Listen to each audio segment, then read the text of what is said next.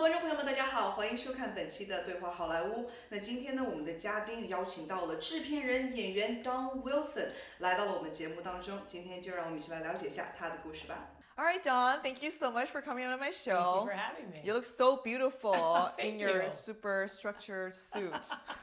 my super structured suit. Yes. Yeah. I'm a black. I like all black. Yeah, me too. Me too. Yeah. It's easy to pick out a wardrobe. Then nobody knows if you're wearing it twice or not. Exactly. Black is my favorite color. So you're actually, you have a lot of titles, including a producer, production manager, and also assistant director. Which one do you identify yourself the most with?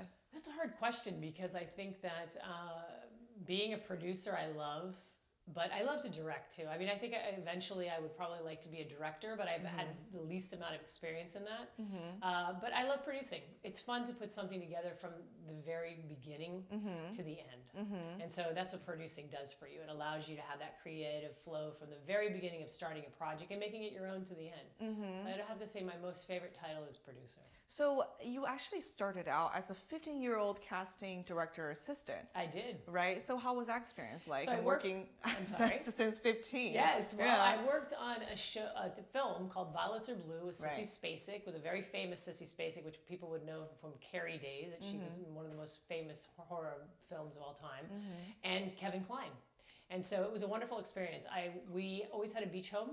So part of being there, I met these women and they were like, oh, you like to talk to people? Would you like to come assist us in this film? And that was kind of when I got the bug.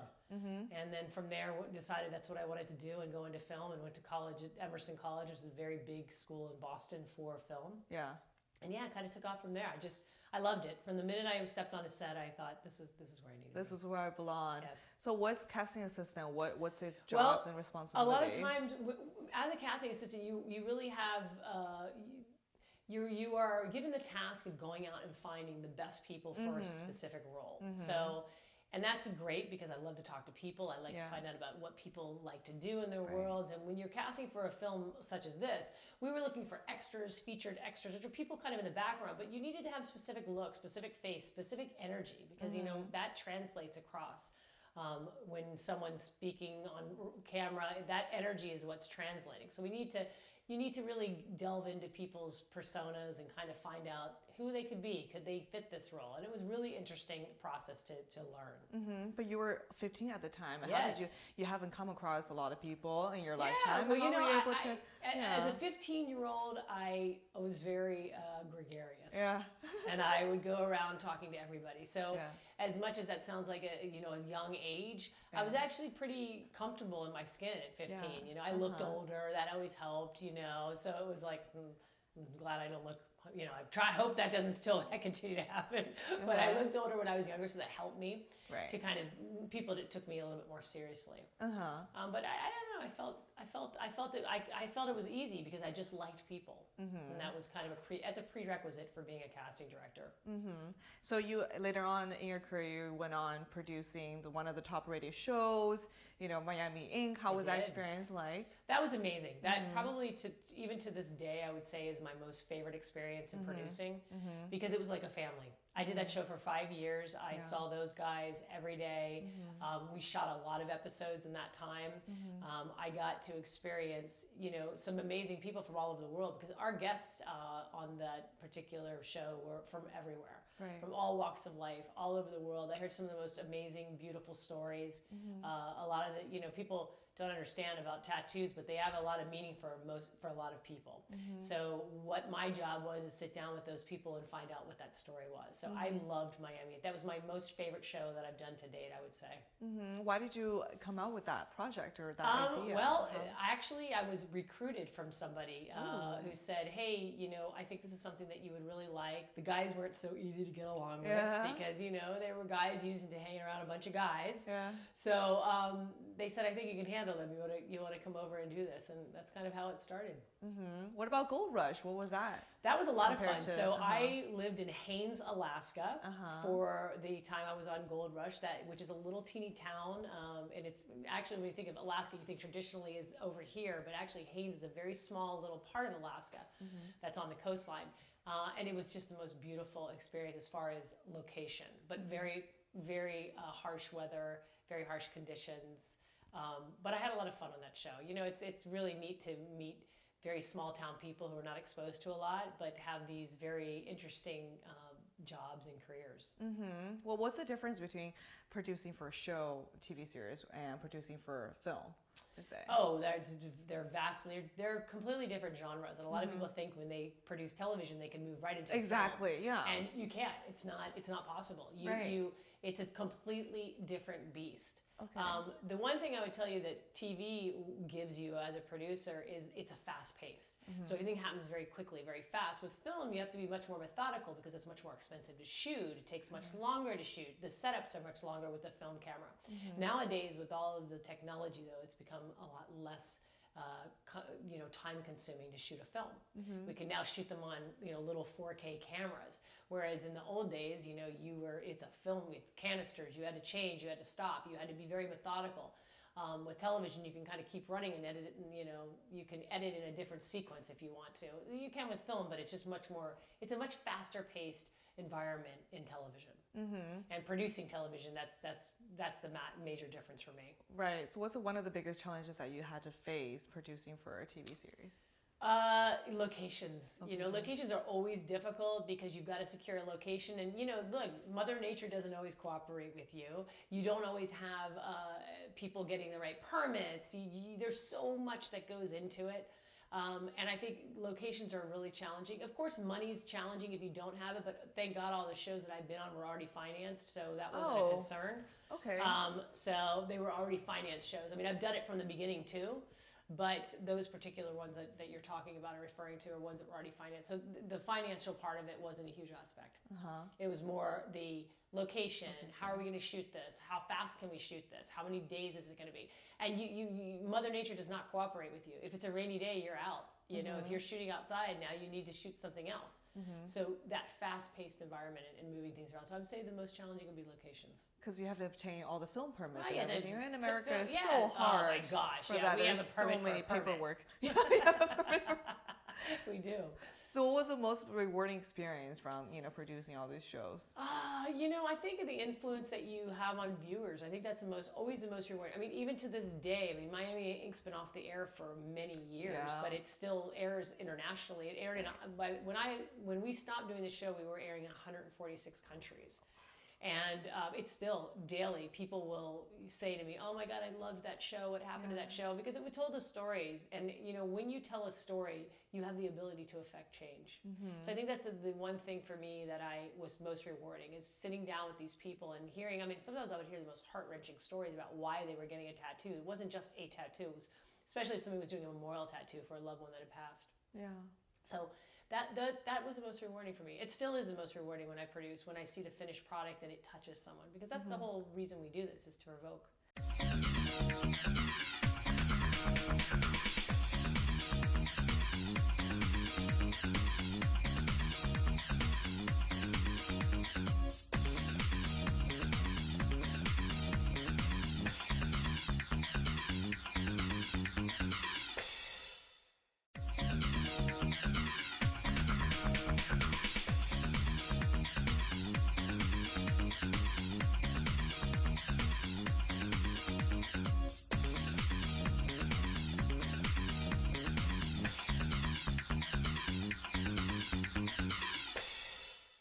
What's the difference between that show and the Kat Von D show? Oh my God! Well, I love Kat. Well, first of all, I want to say for the record that I'm actually the one who came up with that idea. I never got credit for it, but I actually came up with that idea because I was very good friends with Kat, and we used to work out together in the mornings. In Miami. Way! Yes, she's awesome. She's such a beautiful human being. Yeah. And I said, why don't you just have your own show? This needs to become like a franchise. You need to go off and do LA Ink, move back to Los Angeles. She was very, very, at that time, very upset at... what was she doing at the moment?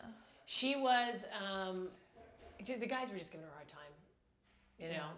The guys were just giving her a really hard time. And so it was just not a pleasant time for her in her life at that point. So we said, why don't you just go back to LA and, we'll do your own show. So that's how it actually came about.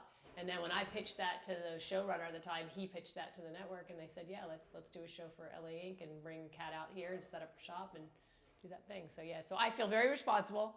Yeah, you should. Let's take the moment and tell our audience LA Ink is actually your idea. It was actually my idea. It was your idea. I can prove it. Oh my But yeah, goodness. so I'm always happy. I was always happy at her success. She was an amazing person.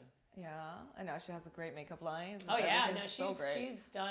she's done very well for somebody. She always would. When you would meet her in person, she was just a person you knew that had, sometimes I've met these people over my career and I've known they are going to be huge. Yeah. And I've met many of them. Yeah. So, and the minute You I have met an eye them, for it oh too. yeah, and I do, because I remember meeting Hilary Swank when, oh my gosh, yeah, I met Hilary Swank when she first started. She was 17 years old.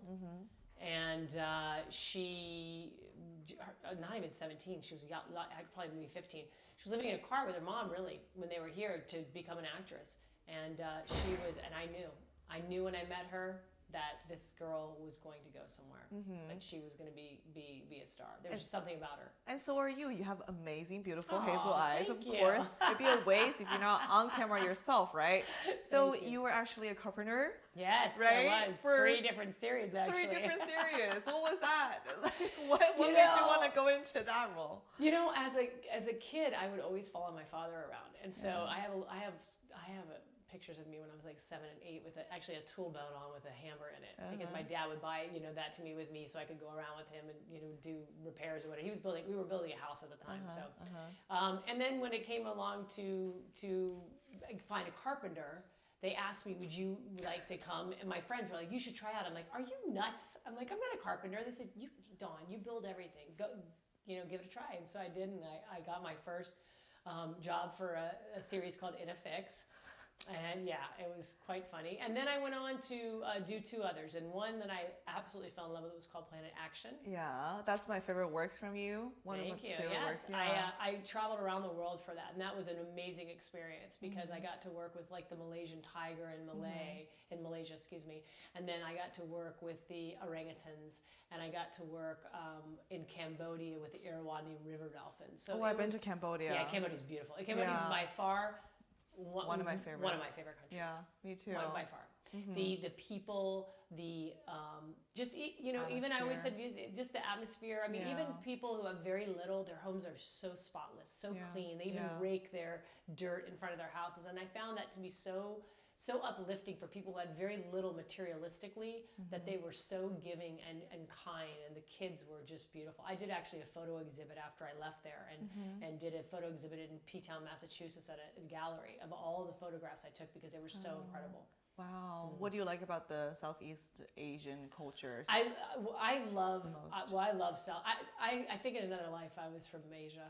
So I do, because I really have a connection when I go there. I just love it's a gentle culture. It's a very gentle culture and humble, modest, and exactly. And it's so vastly different from the culture I grew up in. So I love all those facets of it. I think that the Asian community in a whole are just very magical people who have a lot of thousands of years of history behind them, to have all of these practices too that help them to become calm and centered and all of those things. So did Planet Action actually inspire you to do your new show, upcoming show, right? Well, it was fun, so I'm saying it would probably be a little bit of that. Yeah, You're co-producing and co-hosting. Yep, co-producing and co-hosting with Desiree Siahan, who's a very well-known Singaporean actress who relocated to LA, and we started chatting about ways in which we could kind of bring our East meets West philosophies to a travel show.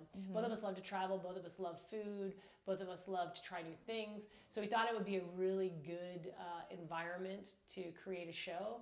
It's called Lifestyle Detour. It's going to be airing on Roku channel, Apple TV, Android, and Amazon Fire.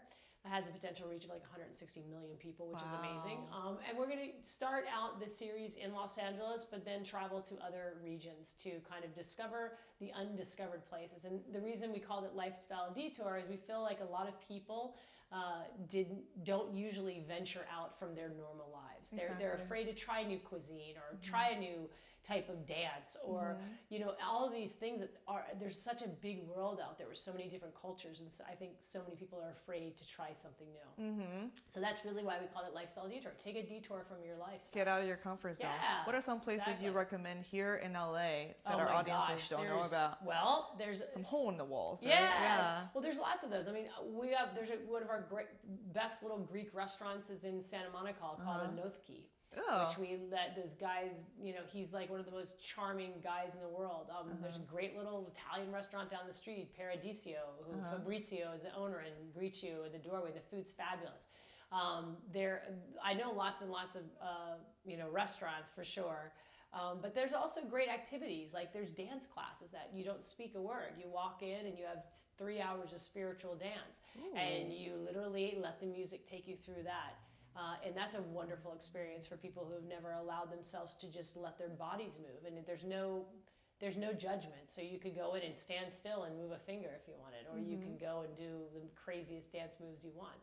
So those type of environments and activities are available in Los Angeles. There's Labyrinth that's in Silver Lake. Yeah. There's all kinds of cool experiences, but people don't venture too far from where they live to even find them, even in a city like Los Angeles. Where are some places that you guys plan to go to for lifestyle detour? Well, that's a long list. We have everything from you know, there's a slide that's in downtown LA that not a lot of people know about. It's at the top of one of the buildings in downtown LA. It's a glass. Yep, it's a glass slide. It's a tiny slide though. Oh, really? It's super small. It's like 5 feet. Yeah, exactly. Jump down. Oh, that was okay. Yes. That's it? So we're gonna do, you know, we're gonna bring those type of those type of activities. There's some great museums that people don't know Museum about. of Ice Cream that just opened up. Yeah. I Yeah. gotta check that out. Yeah. And there's a lot, you know, there's so many different places in LA. I mean, to single out one for you is kind of difficult because we really have a kind of a plan.